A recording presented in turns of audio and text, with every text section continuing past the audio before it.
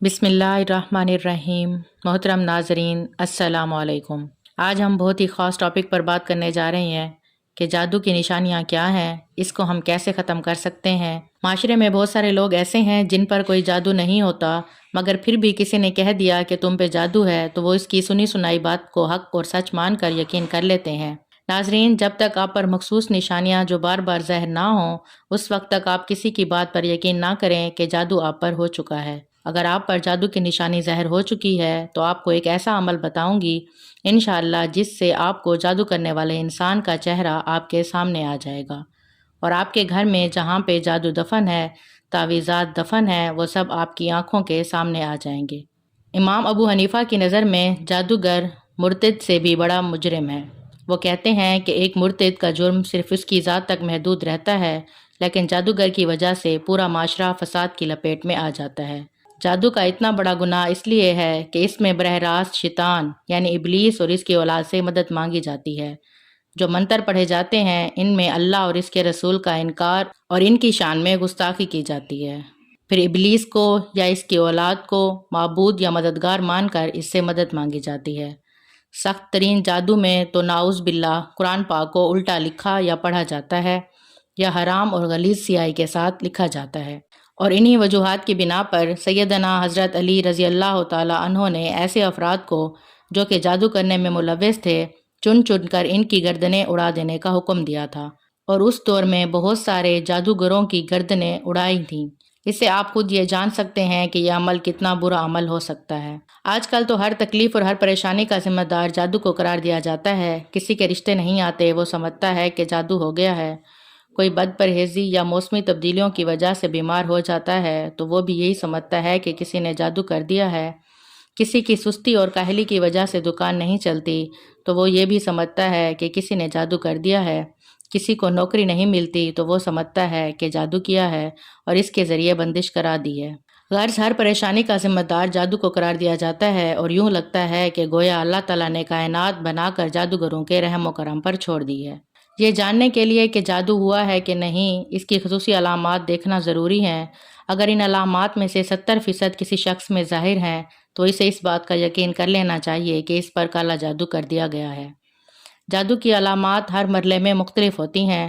ناظرین، جادو جب ابتدائی مراحل میں ہوتا ہے تو اس کی سب سے بڑی نشانیاں یہ ہیں: خواب میں درندے، شیر، کتا، جنگلی جانور، سانپ، بچھو، چھپکلی، بلی، قربانی کے جانور، بڑا گوشت دیکھنا، بندر، بیل، اونٹ، خنزیر وغیرہ دیکھنا، نیند میں رونا، چیخنا یا ہنسنا، آوازیں دینا، جھٹکے لگانا جیسے کسی نے پکڑ پکڑ کر ہلایا ہو، کسی کو اپنا پیچھا کرتے دیکھنا اور خوفزدہ ہو کر بھاگنا، ڈراؤنی شکلیں دیکھنا، خود کو بلند جگہ سے گرتا دیکھنا، نیند کا کچا ہونا، رات کو نیند کا نہ آنا، نیند میں سختی کے ساتھ ہونٹ چبانا، انسانی غلاظت دیکھنا، قبریں، مردے دیکھنا، کھنڈرات میں خود کو دیکھنا، ویران جگہوں پر خود کو دیکھنا، سوتے میں دیکھنا کہ اسے کوئی چیز کھلائی جا رہی ہے اور جاگنے کے بعد اس کو محسوس کرنا کہ کچھ کھایا ہے۔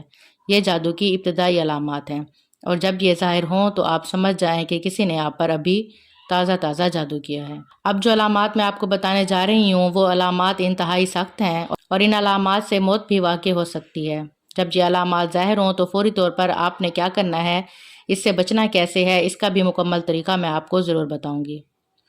جاگنے کے بعد جسم کا درد کرنا، بہت تھکاوٹ محسوس ہونا، چھوٹی چھوٹی باتوں پر شدید غصہ آنا، اگر غلطی اپنی بھی ہو تب بھی اقرار نہ کرنا، رشتہ داروں، گھر والوں اور دوستوں احباب سے بلا وجہ اچانک بڑے بڑے جھگڑے پیدا ہو جانا، بہت زیادہ شکوک پیدا ہو جانا، ازدواجی معاملات منقطع ہو جانا، گھر والوں، بیوی، بچوں، والدین، بہن بھائیوں سے نفرت محسوس ہونا، سر، سینے، کمر کے نچلے حصے یا کندھوں میں دباؤ محسوس ہونا، ایسا محسوس کرنا کہ سر پر اور کمر پر سوئیاں چبھ رہی ہوں، نماز، قرآن، اذان وغیرہ سے کراہت اور تنگی محسوس کرنا، دین کے بارے میں کفریہ خیالات کا آنا، مسجد جانے سے گھبرانا، دل کا تنگ پڑنا، جسم میں کٹ لگنا، خون کے چھینٹے گرنا، جسم پر بال نظر آنا، منہ سے یا جسم سے بہت سخت بدبو کا محسوس ہونا، پیٹ میں بہت زیادہ گیس کا ہونا، بعض لوگوں کے چہرے برے نظر آنا اور ان کو دیکھتے ہی نفرت کے جذبات پیدا ہونا یا کسی ایک شخص کی نہ چاہتے ہوئے بھی غلامی کرنا، ایسا جادو عموماً کسی لڑکی یا لڑکے پر شادی کے لیے کیا جاتا ہے۔ ایسا محسوس ہوتا ہے کہ کسی نے سوئی چبھوئی ہے۔ اس کی تکلیف کا محسوس کرنا، یوں لگنا جیسے کسی نے سر میں کوئی ٹھنڈی باریک نوکیلی چیز داخل کی ہے۔ اور اگر مریض جسمانی طور پر بیمار ہو، ڈاکٹر اس کی بیماری کے بارے میں حتمی رائے نہ دے رہے ہوں، ہر ایک کی رائے مختلف ہو، ڈاکٹری رپورٹس کلیئر ہوں، تو یہ بھی جادو کی واضح نشانی ہے۔ ناظرین، جب یہ علامات ظاہر ہوں تو آپ نے کیا کرنا ہے؟ کسی عامل کے پاس، کسی پیر کے پاس جانے کی بالکل ضرورت نہیں ہے۔ آپ نے اپنے گھر میں سورہ بقرہ 10 بار ختم کر کے پانی پر دم کرنا ہے اور اس پانی کو سب گھر والے نہار منہ پی لیں۔ انشاءاللہ عزوجل جسم کے اندر موجود جادو پیشاب کے آتے ہی ختم ہو جائے گا۔ اب جادو کے اثرات جو گھر کے اندر موجود ہیں ان کو ختم کرنے کے لیے گھر کے ہر کونے میں اسی پانی سے چھڑکاؤ کرنا ہے اور ایک مرتبہ ہر کونے میں اذان دینی ہے۔ انشاءاللہ اس عمل سے جادو کا مکمل خاتمہ ایک ہی دن میں ہو جائے گا۔ یاد رہے، آپ نے ایک ہی دن سورہ بقرہ 10 بار مکمل پڑھنی ہے۔ آپ خود پڑھ سکتے ہیں یا پھر سب گھر والے مل کر یہ عمل کر سکتے ہیں۔ دوسرا وہ عمل کہ جس نے جادو کیا ہوگا وہ خواب میں نظر آ جائے گا اور جہاں جادو دفن ہوگا اس جگہ سے تعویذ آپ کو ظاہر ہو جائیں گے۔ تو عمل یہ ہے کہ آپ نے رات سونے سے پہلے 5 بار اول آخر درود شریف پڑھنا ہے، پھر یا جبارو یا قہارو 300 مرتبہ ورد کر کے کسی سے بات کیے بغیر ہی سو جانا ہے۔ انشاءاللہ خواب میں آپ کو وہ جگہ اور وہ چہرہ نظر آ جائے گا جس نے جادو کیا ہوگا۔ یہ عمل آپ نے 4 دن تک مسلسل کرنا ہے۔ یا تو پہلے ہی دن آپ کو وہ نظر آ جائے گا، ورنہ دوسرے، تیسرے یا پھر چوتھے دن تو ضرور آپ کو سب کچھ نظر آ جائے گا۔ جیسے ہی اس جادو کے تعویذ آپ نکالیں گے، آپ کا جادو مکمل طور پر ختم ہو جائے گا۔